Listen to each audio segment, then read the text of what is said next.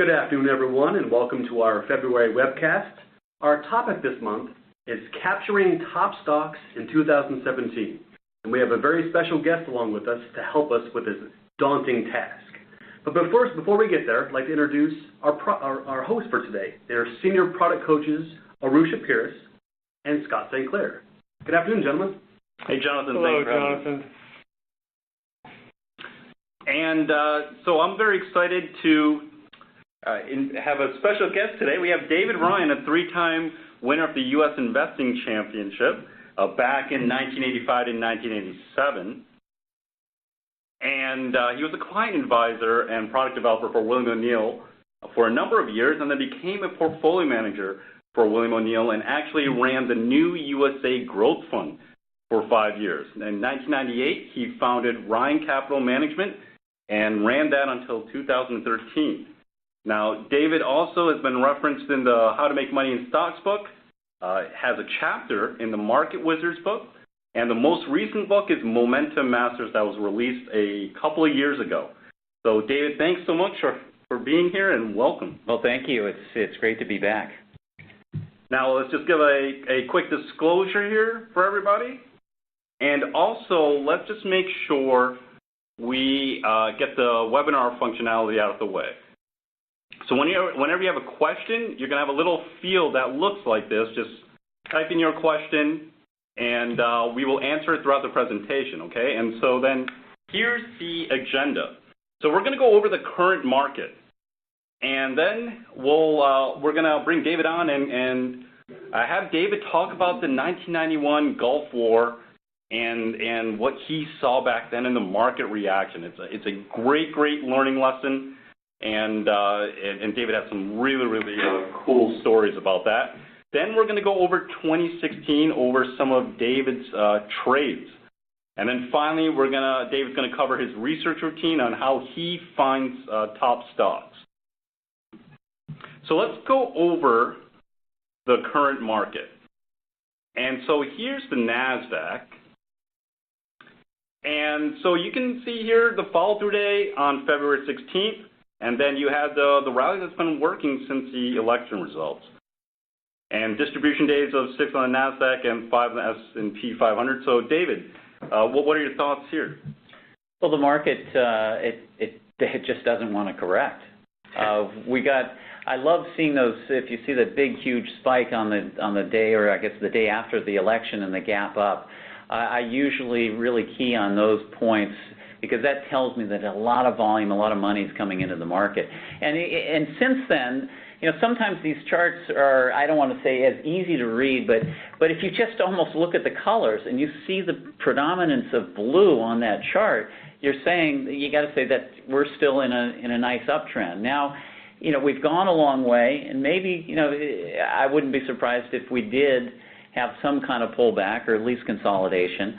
But you got to take it day by day, and you got to look at your individual stocks and see how they're behaving. Let's move on to the S&P 500. And any thoughts here? Same thing. Look how what's very interesting is how it pulled back right on top of that 200-day moving average right before the election. Yeah. The other thing that's kind of interesting, I see this a lot, is the market tends to move in threes. And I call it 3 moves down. And you'll see that first move down into September. It was at the beginning of September. Yeah, right there. That's one. And then you get the next low. You got it 21.14, the second. And then you get your third move down. And it seems like sometimes by your third move down, that the pullback is exhausted and the market's ready to move higher again. And also you can see that sometimes on the upside too. Yeah, so just to clarify for our viewers, that's from the September to November range right there, those lows of 21.19, 21.14, and then, can't even see that last one, 20.83 right there. Yeah. So it kept shaking people out. Yeah, yes. Now, David, I know you're really excited about this. Okay. Dow 20,000, right? Yeah. Any marker like that, I almost don't like to see it. I don't like to see when people get so excited about the market. And so I take it with a grain of salt. I'm finally glad it had happened because I got tired of them talking about it on TV. And again, now you have to get back to your individual stocks and what are they doing, and don't be so concerned with the celebration. And 20,000, I mean, it's a great marker, but it's not going to play a big part of my decisions in the market. Okay, so that was the current market. We didn't want to spend too much time on that because we wanted to get right into the 1991 Gulf War and go into what David was seeing then. So I just want to interject real quick, David. I don't want to date myself, but in 1991 I was 21, and so for some of the listeners who maybe don't realize, in history it all seems like, the war was, for lack of a better term, a cakewalk. But at the time it seemed pretty scary, right? The Iraqi army was the 5th largest in the world, and I remember having this fear of being drafted. I mean, it seems irrational now, but at the time there was a lot of fear about this potential war, and you can see the market kind of, anticipating that fear as it starts to head down. Well, it was that, but it was also the threat to the oil resources in that area, and Saddam Hussein also used chemical weapons against Iran in previous wars that they've had. So there was a lot of fear that we were going to get into quicksand, and this was going to go on for a long time, and such, and that's why that market sold off so well. You can see the date of when it actually sold off. The other thing to point out is just even a couple of weeks before that is that the market tried to go into new high ground, quickly reversed. And when you see that, and you see there was some pretty big volume spikes during the sell-off, and even before that, the invasion, that's giving you a clue that, hey, there's starting to be some problems here, and maybe you should cut back, look at your stocks, and just raise some cash. So then, as the invasion went on, or as Iraq was in Kuwait, the market continued to sell off. And again, you can see that the biggest volume started at the beginning of the sell-off. On the beginning of the invasion, you see a gigantic increase in volume.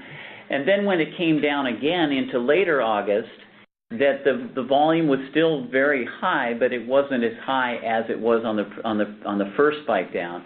And then when you actually came into the lows, you'll see that the volume was actually lower. So you were running out of sellers. And it speaks to your point you made earlier about the market, the 3 waves down. Yeah. You kind of have them here, and when you were talking about the volume earlier when we met about this, how each successive low, the prices are lower, but the volume is accelerating. So you're running out of people who want to sell.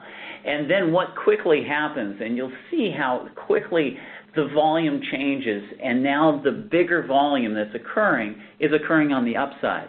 And you'll see a lot of very large blue spikes. It looks like there's only one really bad day in there where you had a reversal, and that was still before we were going to get into the war.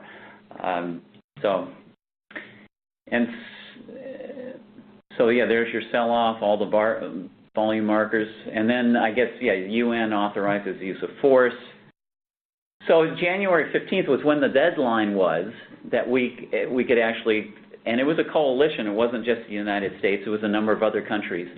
And I think everybody was waiting for this invasion to start, and they didn't start it right on that next day or on the 15th or the 16th. I guess it happened on the 17th is when it started, and with such an overwhelming amount of force that people thought, oh gosh, this is probably going to go well, and off the market took. I mean, you see the follow-through day up 3% on, look at the volume.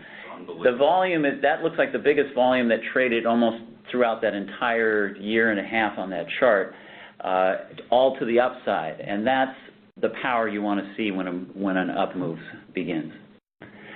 And then here's an example of, here's a stock that I know Bill did extremely well off of. But this is a stock that was actually moving into new high ground even before the market was bottoming. When the market was bottoming, this stock was breaking into new high ground. These are the types of stocks you want to key off. The next time we get into a downtrend and the market looks bad, look for those stocks that are holding up. And the other thing to point out is actually the relative strength line. It's that blue line below the price line. That relative strength line is showing you that it's outperforming. The relative strength line, you have to remember, is against the S&P 500. The relative strength number is against all stocks. So against the S&P 500, this was dramatically outperforming the rest of the S&P 500. And so back then, here's the stock that just kept outperforming during a terrible market. Kept coming up on the screens, kept coming up in the books back then. Right. Hey, take a look at Amgen. Take a look at Amgen. Yeah. And then when the weight of the market comes off and the market actually follows through, this stock is off to the races and it just takes off and goes. And so this brings up an important point, I think. A lot of people feel like, okay, if the market's in an uptrend, I'm 100% invested. The market's in a correction, I'm 0% invested. And that's just not always the case. In this case, Bill was able to identify Amgen as the leader, and we don't have the earnings and sales on the chart, but we've looked back at the model books, and they were massive earnings and sales. So the combination of the earnings and sales and the price action of the stock, and he can be positioned in this while the market might not look as good as you'd like, and that's because, using portfolio management, he's not 100%. Right. And so how do you feel about that? Like, if we're in a correction, it's okay to be 5, 10, 20% invested, trying to get a feel for what the leading stocks are. Yeah, you just have to look through the market and find those stocks that are outperforming. And some of them, like this, will break out before the market moves. I remember even in 1982, this was before the August of 82 where the market started a 17-year bull market, that a lot of the retailers had bottomed out and were actually in uptrends months and months and months before the August 82 bottom. So the leaders will show themselves, and sometimes it's the best time to find leadership is what is holding up the best when the market is going down. And I'm saying those stocks that hold up the best that have all the CAN-SLIM characteristics. Utilities will hold up in a bad market, but you want growth stocks to have big gains. So let me set this quote up for you. I have a friend who had been to probably a couple dozen of these workshops, and he had taped them all, and then he was nice enough to me to share these with him as he digitized them. But this is a quote I took right from 1991, and I played it for David before we came on here, and he could hear where he had talked about, at that moment what the market was like, and he mentioned how he remembered walking into Bill's office. Yeah, I remember just tearing them out of the books, some Microsoft, Costco, Home Depot, Amgen, and going into them and laying these things down on his desk and saying, I just can't, it would be hard to believe that the market is going to have a huge drop and these things are going to get destroyed when the bases are so perfect that are setting up. And so that gave us the confidence right when the market started turning higher is to go in there and buy big. So let's take a look at some of those bases. Here's Microsoft back January 17th on that fall today, 1991. Right, and you could see that this stock, a great, beautiful looking cup and handle, and you can even see it there drawn out on that green line. And here's the stock that came down. And this one worked a little bit differently in that the volume actually picked up. You see three very large volume spikes, one in July, one in August, and then one in October. And the volume actually got bigger. And that last volume, sometimes when you see that, is kind of the washout. Everybody saying, I've held on, I've held on, I've held on, I can't take it anymore, and then they all just throw their stock in and you get that big volume. Right after that, look what happened. You got about 6 straight days in a row of that stock going up. You're talking about that volume marker that you... Yeah. Yeah, and that was something that you mentioned that we really liked and we're interested in, how sometimes in the middle or near the lows of the base, you can get these unusual volume days where it kind of signifies, you're not looking to buy it, obviously, that okay, this is a washout low, but when you're evaluating the stock, you mentioned that you look for these types of days. Yeah, I tend to look for those stocks that have had the biggest volume in many, many months. and this one had it. And here's the weekly picture of Microsoft, and you can actually see that the huge volume, we didn't highlight it, but a huge volume at the end of September, September, October, yet at the end of September, a huge volume spike in blue, and that is bigger than almost anything has traded in the last year, maybe even farther back. And then beautiful cup and handle, and the stock breaks out what on huge volume. Okay, and then you also have that 3 weeks tight there. It runs up this huge amount, and no one wants to sell. Yeah, you can see it. The 3 week tight. If you look at the volume during those 3 weeks, very, very small, very light volume before the stock moves higher. Now here's Home Depot, and once again, it's right there. Built that big cup with handle. Why don't you go a little bit more into this one? Yeah, and you can see again, it looks like the washout volume right there at the bottom. Looks like the largest volume that ever traded in that stock up to that point. And right after that, just look at the colors. Look at the big blue days that are traded there. Almost all the days that have big volume are onto the upside as that stock is moving up. You know, it all comes down to supply and demand, and that's what you're seeing when you're looking at the volume, and the volume in relation to what the price is doing. Now, one thing here, David, that was interesting is the descending trend line, that early entry. Right. Yeah, you know, I think a lot of people feel, oh, I've got to buy the new high. Well, if you're buying a cup and handle, you can buy as it's breaking the downtrend in the handle. And you still have, you know, there's a number of days that we're even higher than that. I usually look at the base and I say, okay, where is 90 to 95% of the base built under? What price is that? And when I see it's under a certain price and it goes through that, usually that's where I start a position. Now, I might not buy the whole position right there. I'll buy maybe half the position. And then if it starts working out, then another quarter, and then another quarter a day or two later if it follows through. Let's take a quick look on the weekly. You can see just a beautiful cup with the handle, RS line hitting a new high. And let's go to one more stock here. Here's Costco. Costco, the same thing. And this is not as classic as some of the other ones. It came down, you can see actually 3 lows again, where it hits once, it hits twice, and then the last bottom is in October, and then it moves up pretty quickly. It actually built a handle a little bit lower, and then actually broke out, and then I guess, you know, this was still, you can see why it's choppy, because everybody's scared and they're not ready to buy yet, and so then once the war starts or we get involved in the war, then the thing just takes off. It's already 20% past the look back. Yeah, the other thing I think we highlighted, which is good, is you'll see the insider buying there right down at the lows. I rarely put any weight, you can see the insider selling, the zeros with the little line through it. That's insider selling, and I put very little weight in insider selling because it could be for a number of different reasons. The CEO wants to, just for financial reasons, get some money out of the company. Maybe he's got his life savings wrapped up in a company, and maybe he's putting somebody through college or buying a house or something. But I put a lot more weight in that insider buying because they can't turn around and sell too quickly. And that's just telling you they have a vote of confidence down at that point.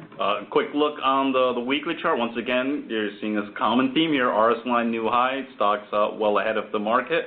Now let's just take a 1 year later how these stocks did, and we'll just go through this pretty quickly here. But there goes the S&P 500. It's up 28% from the fall through day. So incredibly important to act around that fall through day, to have that watches prepared and ready. Amgen, what can you say about this one? Up 250%.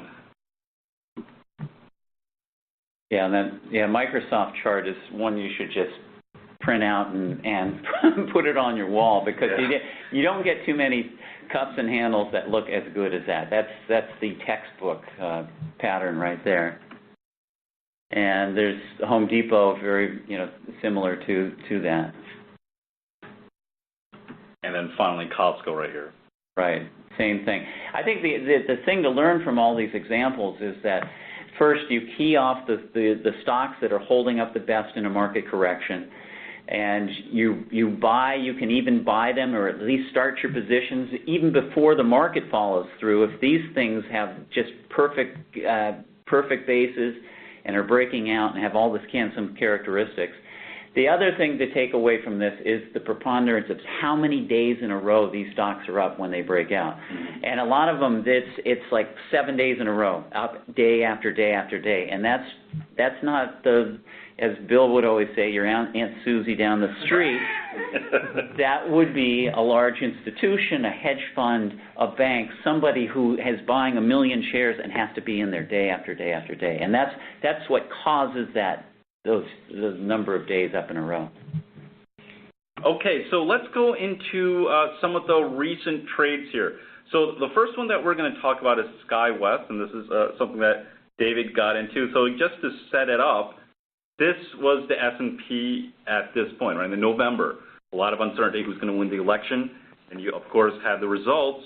Market moves up strongly, and this is how SkyWest looked. Yeah, and it almost formed. It was a cup and handle. The handle a little bit higher, not perfect, but look at the relative strength line going into new high ground as the market is coming off. It had all the characteristics. It had all the earnings and the sales increases, and then now also look at the volume. There's really very little selling during that whole period as that stock is setting up, and then it follows through on some very, very nice volume. So you mentioned the RS line, David. Is that, you might not remember, but that's how you would find a stock like this, screening for relative strength line new high? Yeah, there's a number of different screens that you can use. I try to go through as many charts as I possibly can, but that's one way to find this. When we'll go through that later, we'll jump and show some of David's favorite screens and some of the things that he likes to do. Right, and really around this time, the SkyWest was showing up on the MarketSmith RS line new high screen that we already have built in the Growth 250. And then you can see the stock already in a nice uptrend. You know, sometimes you don't have to be so smart and try to figure out what's gonna move. I used to say this in the past, and I think it's still true. You let the market show you what are the strongest stocks. Maybe you missed their first move, but if they're great stocks, they're going to make more than a 50% move. They're going to have another move, and you get along that next move. And so I think I used to say I would just let the market show me which stocks could double in price, and I'd get the next double. It's funny, Dave, you stole my line, because I was going to say that. You've said that before at a number of seminars, and I have it on tape to prove it, that you used to say, I like to buy stocks that have doubled.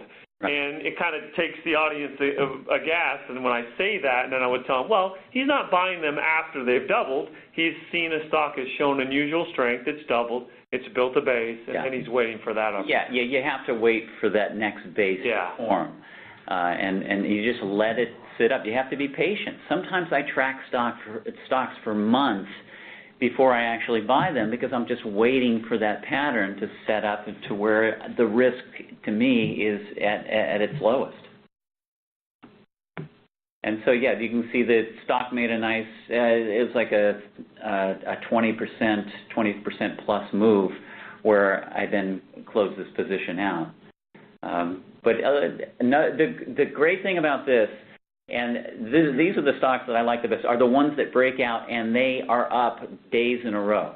Not this one day. I get so upset when I buy a stock and it's a one-day breakout and then it just pulls right back into the base.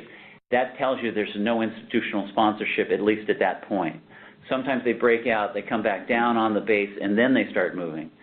But the ones that get day after day is showing you large institutional buying. I mean, really, the best stocks you just give you that one chance to get into it, and then and then off they go. Right? Right. Yeah.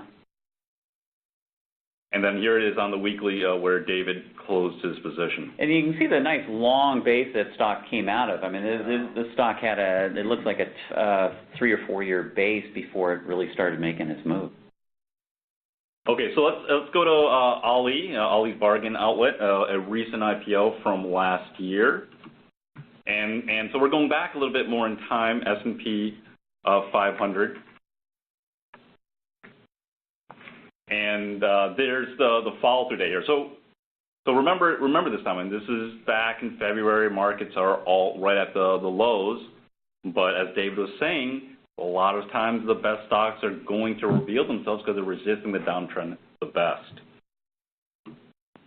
And this, there you got a nice cup and handle on that stock, and you can, I initiated the position, I guess, on this day when it was breaking a majority of that downtrend, and the volume you can see is picking up, and so it was a nice buy to get into.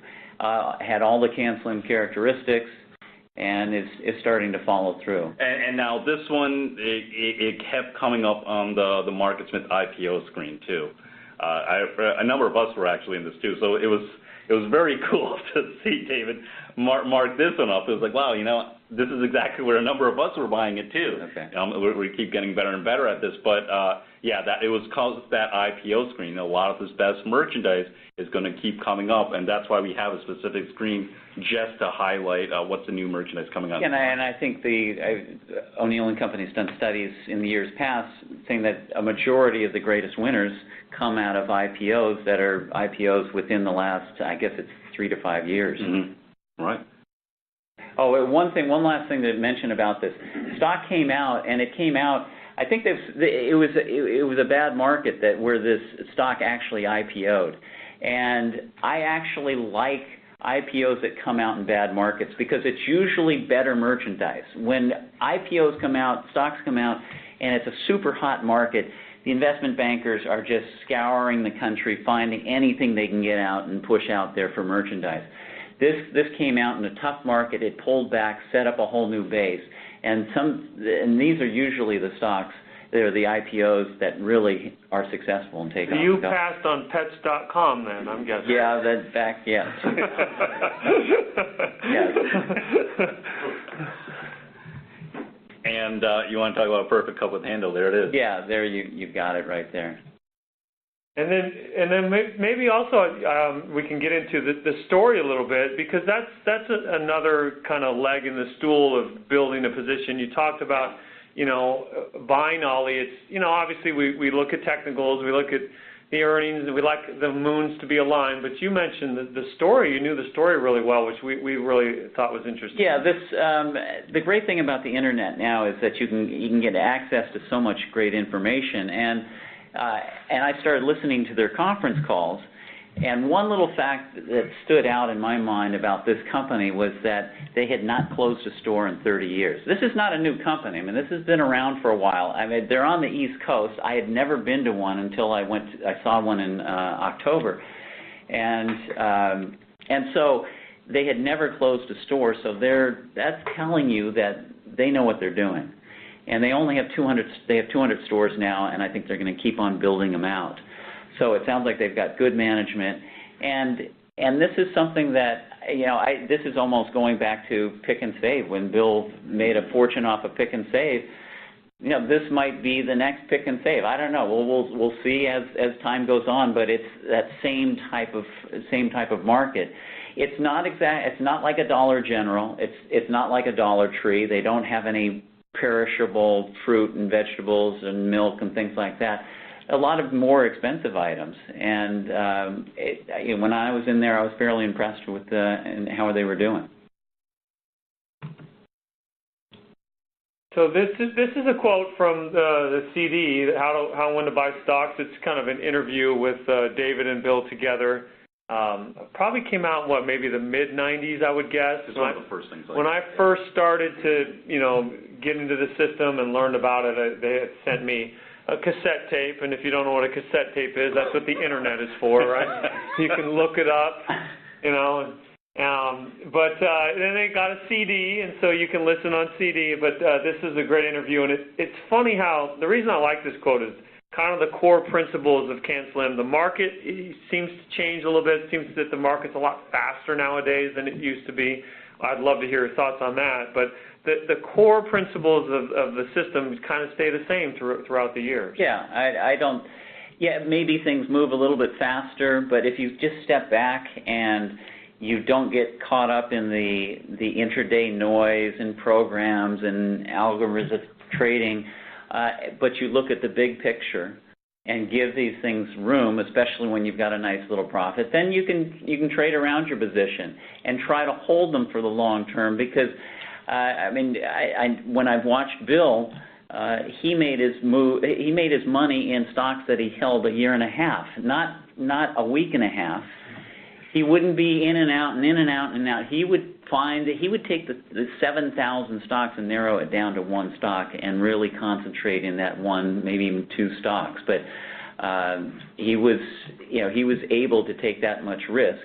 But and a lot of people can't do that. You kind of have to find your own personality in the market and where you're comfortable.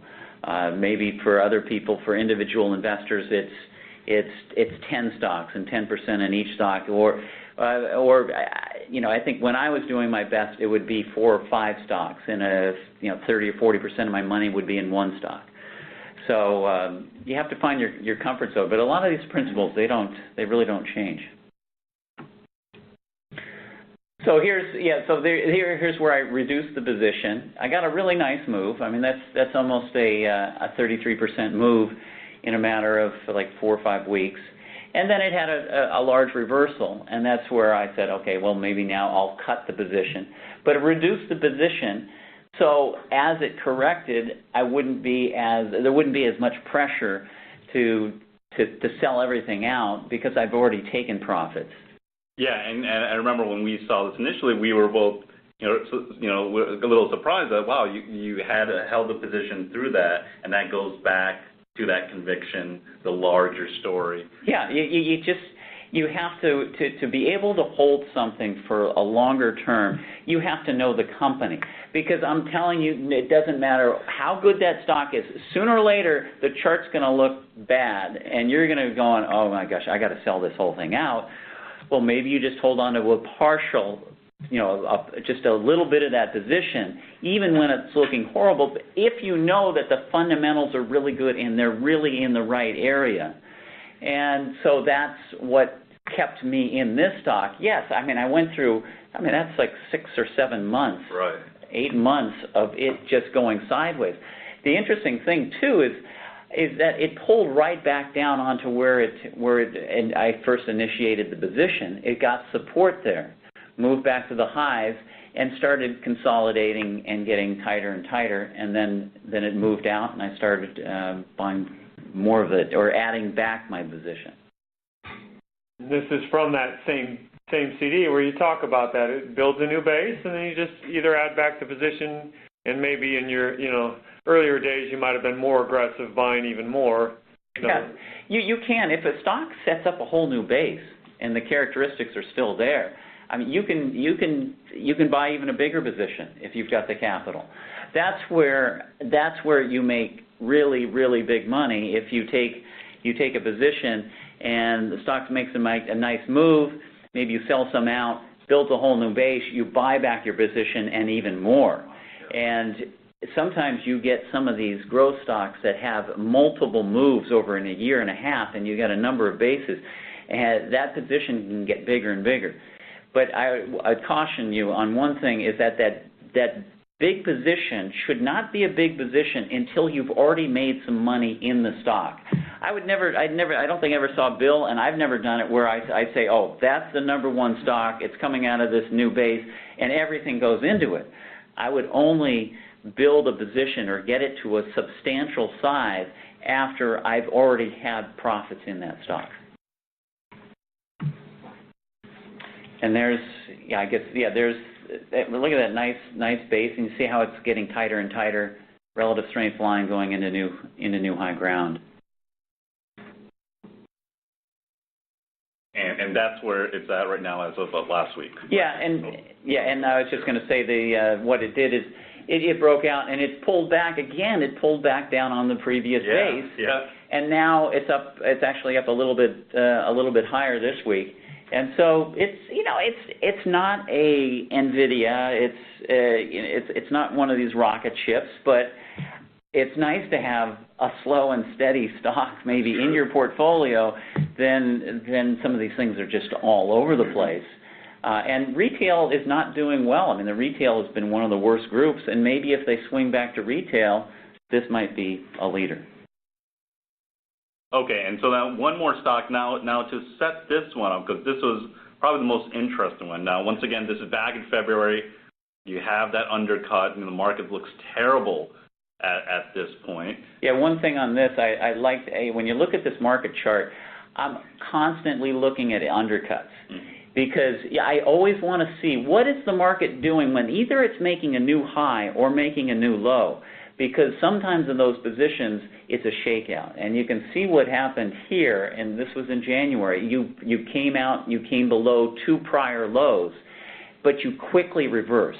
If it stayed below those lows, then the market was going to probably go lower. But the fact that we came down in one day, we reversed dramatically, and then it started moving back up, that told me, hey, maybe the correction is over and it's time to go back up.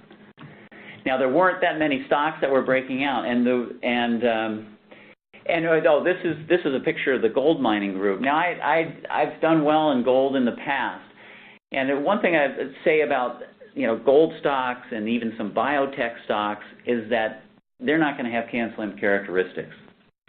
Biotech stocks sometimes, yes, as they get approvals and they start making money, but there is a portion of my portfolio where I will buy cyclical stocks or turnaround situations that don't quite have the earnings yet, but maybe have a perfect base. And I'll do that with maybe 20% of my money. The other 80%, I'm going to be buying CanSlim growth stocks.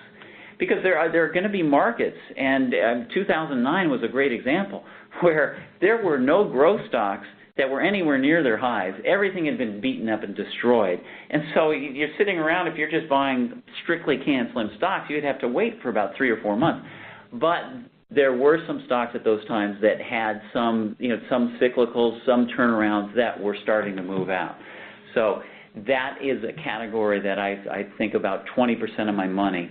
But you don't want to get too much of that in your portfolio. But that adds flexibility, though, right? A little bit flexibility. Market, right? Yeah, and a little bit of a balance too. And so then this came up on your screen, a relative strength new high screen in MarketSmith and the top industry group screen. Yeah, you might think, oh my gosh, this is actual. I mean, if Bill was in here, he'd probably slapping my hand with a ruler or something.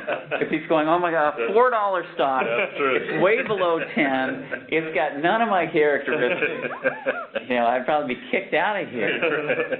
But there are sometimes where you can break some rules, but you do it with a very small amount of money. If it starts working up, then you add to it. This stock actually had a move from 2 to 3.5, and then built a base for almost a year, and then built this pretty steep cup and handle. But look at all the buying. I mean, look at the blue down in the right-hand corner. As the stock, before the stock broke out, but as it broke out and went to new high ground, the volume just increased dramatically, showing you a lot of people were buying and moving into these types of stocks because these had been down, gold had been down for about 3 years plus. And then there's the picture. See, this stock, there's a stock that had already made a move, built a whole new base, and I was buying it coming out of that second base. And if you might say, well, gosh, look at all that overhead supply. Well, that overhead supply starting at 4, 3, and 4 was actually 3 years ago. And so those people have either been worn out or they've passed away and they no longer have a position. From the stock, maybe. Oh, yeah, maybe the stock put them to an early grave or so.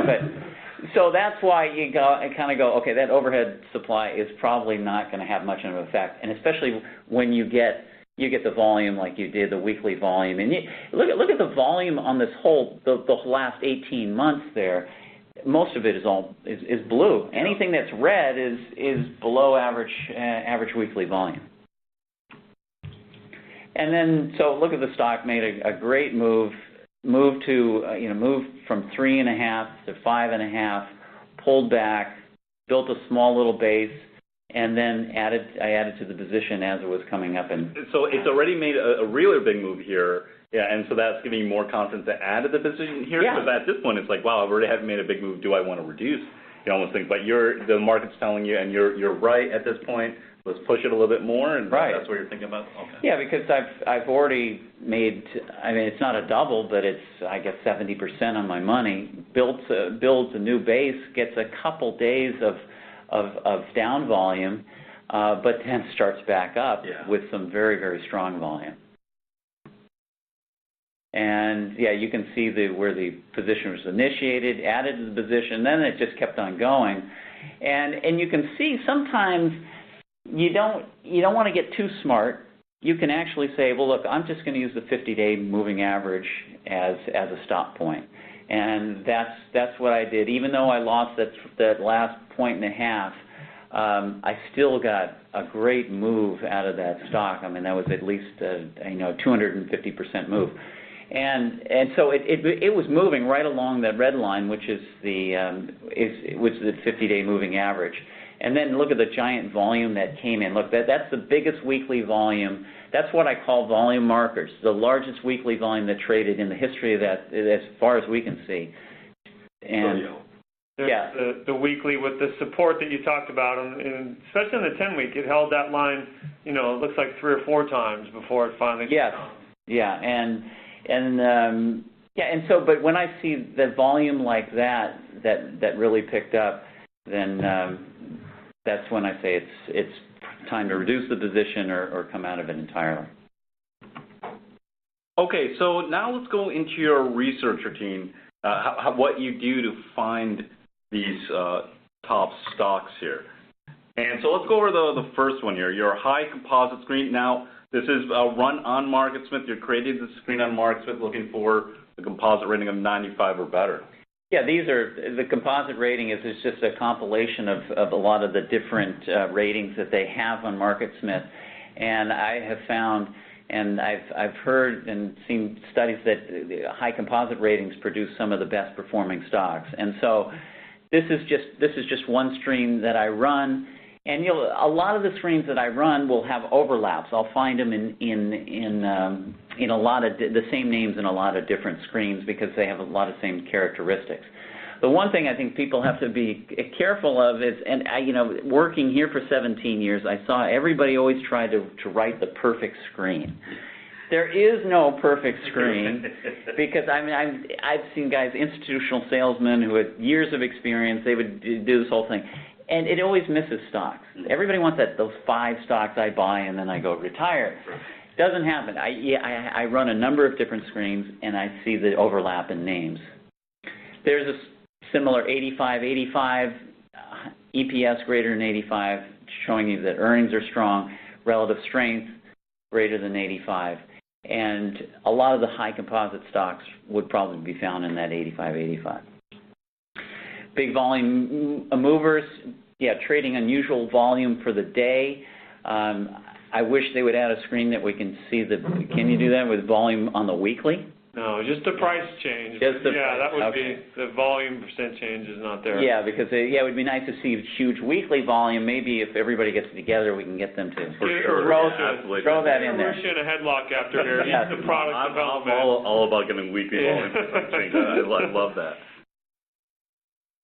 Now, tight week closes. We have a list within the Growth 250, which it was pretty cool that you were looking at that here, looking for the tight week. Yeah, that's I think something that MarketSmith added a few years ago, and I always like to see stocks. When I'm looking at a chart, I'm focusing in on those last 3 or 4 weeks. Is the stock near a high? Is it consolidating? Is it tightening up? And tight weekly closes can sometimes find those stocks forming. And then on the short side, I I got to tell you, 99% of my money has always been made on the long side, but from time to time when the market looks like it's rolling over, I'll run a short screen, and I'll look for stocks that have started to roll over, stocks that are maybe now had a big move or living below their 200-day moving average, and then maybe have a rally back up to that line. This will help me find those stocks. So, okay. So yeah, no, you mentioned earlier, you said something that I thought was very interesting about, running the perfect screen. So that kind of goes to here. This is a screen that you gave us, a custom screen that you've built, and okay, so why don't I just look at these 34 stocks? I think there's an added value of looking at a lot of stocks. I know you've mentioned it earlier when you called one day and said, I want to look at more than one stock on the screen, right? Why? Because I want to look at a lot of stocks to get that kind of feel for the market, right? Yeah, when MarketSmith was a printed product, I used to go through every chart, and so I could see a few thousand stocks, and I get a great feel for the whole market and where all the different players are. When you run screens and you're looking at it online, it's hard to go through hundreds and hundreds of stocks quickly online. So, but this is one screen that I ran, very, very similar to the other ones we talked about, but these are some of the strongest stocks with a lot of the CAN-SLIM characteristics that brings it down to 34. But it's not enough just to look at 34 stocks. I want to see hundreds of stocks. I want to see different groups, because then I'll be able to see groups and stocks that are starting to turn early, even before they hit these screens. So I try to run other screens, and I go through strongest groups. There's a number of other things I try to do, but the more stocks you can see, the better. Now, one way that I accomplish this is the MarketSmith Growth 250, because it casts that wide net. You're talking about like getting a good feel for the market. This is grabbing a lot of the strongest stocks in all the industry groups and really putting it into one list. So here you're taking that O'Neill database, you're running 30 different screens, and we're just putting it into one list. And so if you want to get a good feel for a market, this is a good start. And then you can keep building up, and then you can be like David and then look at a lot of different other lists too. But I've found from experience, this really covers at least 90% of the stocks that I would want to see. Yeah, and these 250, when I bring up this Growth 250, I usually sort it by group rank. So I want to see the strongest stocks first, or the strongest groups first, the strongest stocks within the strongest groups, and then I work my way down. Now here are some of the 30 screens right here. So it gets very, very specific. Actually, a lot of these screens are built on our institutional platform. So we run them there and put them into MarketSmith. So we're able to code it a little bit better there. But here's just a sample of all these different types of screens we run. Mike Webster built this a number of years ago. And then here's just a sample of it. You have the larger list, and then, of course, you can break it down. If you don't have as much time, you can break it down into the, let me switch that back. What happened there? Okay. Nope, I'm in the wrong one. Okay, here we go. You can break it down in those target lists. So remember, we mentioned RS line new high. RS line new high throughout this whole presentation. You can go there every day and see what stocks within the Growth 250 are having a relative strength line of hitting a new high. And quickly, Risha, the Growth 250 is named that, but it's a moving target. So we allow it to ebb and flow based on the market action. So if there's more names, we'll give you more ideas. It's really an idea generator. It can be as many as 300, as little as 100 if the market was poor. It would pull back on the names, but you can see on this screenshot 251, it's almost always around 250, give or take, is kind of the target number. Yeah, and I also look right below the circle of MarketSmith 250, they have the pattern recognition, which can also save you time during the market itself to see what stocks are breaking out. Now, it's done by the computer, so it's not always perfect. They're not always perfect breakouts, and the charts are absolutely just right, but it at least gives you something to take a look at to find, hey, maybe something that you missed. And now one thing that I remember when I got started out is in the beginning, you have to learn how the bases look, and usually once I heard about a breakout, it was already too late at that point, right? It was probably like day 3 or 4, they kept buying it up and out. So that near pivot, that's where you're going to really start getting that edge. You'll be able to see the stocks as they're building bases. Remember, David talked about how he would watch stocks for months building bases and stuff like that. Now you can just go to that near pivot and then just see the stocks before they're breaking out and do your research then. So this is one of those stocks that was highlighted right from the near pivot. So you kind of get an idea on how it works. It's the algorithm's going to find the base. If it's in the in the Growth 250 report, it will dump it into the near pivot list. In this case, if the stock is within 5%. And so it's just, again, an idea generator. Now you can go in and say, okay, Taiwan Semiconductor is building this flat base. What are the earnings and sales like? What's the group like, et cetera, and make a decision from there. All right, before we move on to questions and answers, I know there's a lot of questions from our audience. We do have a special offer available to all of our viewers. If you want to take advantage of this powerful platform that helped David Ryan find many of his biggest winners, now is your chance. We're offering you a 4-week trial for just $29.95.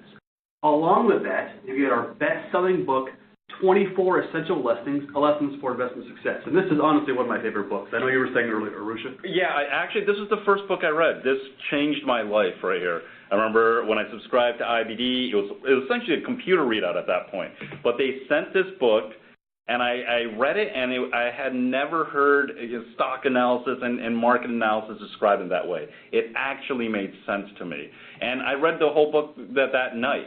And so it really did change my life. This is a great, great way to start. It's a very easy read, and you really will get the larger concepts down just by reading this book. Now, with the $29.95, you also get the Grow 250 they were talking about. That's going to narrow down those choices and give you the 250 best stocks of the market based on all of our screening criteria for you to look at, and of course the pattern recognition. So as opposed to identifying the pattern yourself, we're going to do that work for you. So for $29.95, you get an amazing book which will help you get started, the Grow 250, which will give you 250 stocks off the bat to find, pattern recognition to find the right stocks, and probably most important, product coaching. This is a huge benefit of the product. Arusha and Scott are two of our best product coaches, and you get to talk to people like them day one. They're going to walk you through how to use this powerful platform and find winning stocks and hopefully be as successful as David Ryan was. Also, if you're a current member of MarketSmith and you want to step up to the premium, which allows you to have the Grow 250 and the pattern recognition. The pattern recognition also as well. That is available as well. So you want to call 1-800-831-2525. You want to go back for a second? Go back one slide. So the URL is investors.com/MS2017. This will be active for a couple of days if you want to take advantage of this offer. If you have any questions, we have agents available now, 800-831-2525, or the link, investors.com/MS2017. So let's open up to questions. Yeah, I'm disappointed. We could have gone with some of the other stories.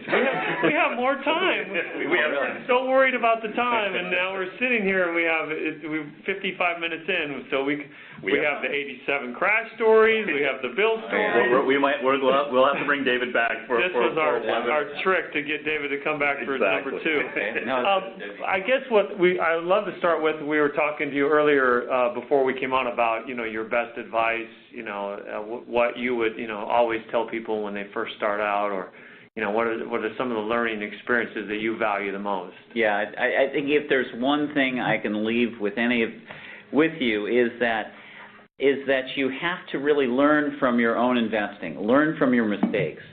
MarketSmith and Investors Business Weekly, they lay it out there for you. They have got so much material to learn from. And once you learn the concepts, once you learn CAN SLIM and the breakout points and such, then it's really on your own to take it and run with it. And the way you do that is by studying your mistakes. Study your winners. Study your mistakes, because you'll learn more from from doing like a post-analysis of a stock that you bought. And what I do is I screenshot the stocks that I buy, and I put them in a folder, and then I go back after I sell them, and I go through them, and I see, okay, where did I go right or where did I go wrong in here? This, you'll learn more about yourself, more about the markets than almost anything. I mean, some people have asked me, can I just sit next to you and show you what to, can you show me what to do? I can do that, but you've got to internalize this stuff yourself, and because only you know why you bought at a certain point on a certain day, and you've got to learn from that. And if you can do that, you'll start cutting out your mistakes, and then you'll have a lot more success in the market. And that's what turned around in my performance. I mean, when I started at O'Neill in '82, I doubled my money from '82 till the middle of '83. I lost it all back and more. And I finally got so disgusted, I sat down over a weekend and I went through all the stocks that I'd bought and lost money and made money on, and I studied, and I found that I was buying extended stocks. So I just got extremely disciplined. I said, I am only buying at this exact setup, and that's when my performance really started taking off, because I became disciplined because I was so upset. And I learned what I was doing wrong. If I hadn't spent the time to study mistakes, I wouldn't have learned where I was going wrong. So it's the most important thing you can do as you're investing, and you do it constantly, every quarter, every half a year, every year. Go back and look. Now going off that learning, before we started, David, you were talking about all the videos that we have and the webinars and stuff like that. You want to talk about that, because you did make a really good point there. Well, from what I've seen, you've got hundreds of videos and learning materials and the books. You study this stuff, you listen to this stuff, watch it over and over again. Look at the greatest winners. I know that you guys have got books on the greatest winners each year. Right. Get some of those and study those. And just spend time looking. What you really want to get in your mind is you want to get that picture of the most successful stocks of all time. What did they look like when they broke out? What did they look like during the middle of the move? What did they look like at the top? And what did they look like as they were rolling over? You want that ingrained in your mind. It's almost unfair. Back when you started with O'Neill & Company, there was not these many tools to help you out. So now what we're offering these days, the Grow 250 and the pattern recognition, it's almost a huge leg up from what you had to work with. Yeah. Up until the internet, people had to go to these workshops we gave, and they just didn't have the access to the material that everybody has now in your own home by clicking the screen. Got any questions? Scott, do you have any other questions here, or do you want to go? Yeah, well, let's see if we can grab some that some of these people have talked about. I guess, what I would, ask that's interesting to me as well is, the market seems different, now with the volatility we've talked about. How do you factor that into your decision making, if at all? Well, you just have to be careful of the intraday noise. One rule I have, and every time I break it, I lose money, is I don't buy the first 30 minutes of the day. I can't tell you how many stocks. I don't know who it is or what's doing it or some computer that, some of these things, they're up 1.5 points, and you think this is it. They're going. And within 45 minutes, this thing, you're back down, you're down 1.5 points, you're going, what an idiot. So I usually try to sit on my hands and not go in the direction market. Sometimes I'll fade if the market is up, I might sell into it if it's a stock's extended, or if it's a stock I'm looking to buy, or I have a position, I might add to it if it pulls down for a few points on no news or so. So there is more volatility, but you have to step back and go a little slower. Speaking of volatility, Brian's asking a question here. How do you position your stocks ahead of earnings? How do you handle earnings seasons these days? They're so volatile, up or down. It's tough. But I would say that from my experience, stocks with these characteristics, usually end up beating earnings or have a fairly good result as the earnings are reported. I know some people that they will hold through every earnings report, and sometimes it pays off, sometimes you get in a bad streak and you have 3 that blow up on you. Yeah. So what I do sometimes, if a stock is very extended from a base, I cut back on the position going into earnings. If it's not too far in the base, but the stock is performing well, it's got all the characteristics, then I might run through it. A lot of it's almost like a stock-by-stock basis. Okay. But if it has all the characteristics, I do not want to lose the whole position. I want to at least maintain something in there. Okay, so you might lighten up a little bit. Right. And stuff like that. Okay, that does work. Yeah, earnings are tough. I always tell everybody that, if you're ever going to have a big winner, if you're going to have something go up 50, 70, 150% like some of the ones we've shown, you're going to have to sit through some earnings. You can't sell them before earnings and buy them back after because, like the biggest winner from last year that you mentioned, it had gapped up on earnings 3 times. Yeah, and there's some stocks, I think it's stamps.com, that stock only moves on earnings. Oh, I know, yeah. It does nothing. The other, 2 months and 29 days, but it just gaps up on earnings. So it's all about position sizing. Position sizing, and, you can maybe hedge a little bit, buying some options, but you'll still get hit. You'll lose some money on those options if the stock makes a nice move. Okay, our friend Logan here asks, do you do most of your research on the story before or after you purchase the stock? That's a really good question. Well, I like to do a lot of my research on weekends before the market opens. I get my list of names going, and I might look into the stocks at that time. Sometimes I will come upon a stock that I just didn't see, and it's got everything. I will go ahead and buy a position in that stock if it has all the characteristics. But then I will quickly go to the internet site. I'll try to find any research I can on the company to then give me more confidence and maybe build out that position. But I would say a lot of the times it's before I buy the stock. I think maybe I'm misquoting him, but I think I've heard George Soros say like a shoot first, investigate later or something. Yeah. And that works even better. And if something's coming apart and you're not certain why, just move to the sidelines, protect yourself, and then figure out the why afterwards. Yeah, especially on the downside. I hate to bring this party to a close, but it is 2 minutes after 5. A lot of people have been asking, will this be archived? Absolutely. In about 24 hours, it will be available on investors.com for everyone to view. I recommend you watch it a couple times. I've been with the company 20 years. I learned 4 or 5 new things and took a lot of notes. It was a very valuable webinar, so please watch it again and enjoy. And David, thank you so much for taking the time and coming in. Okay, thank you. It was fun.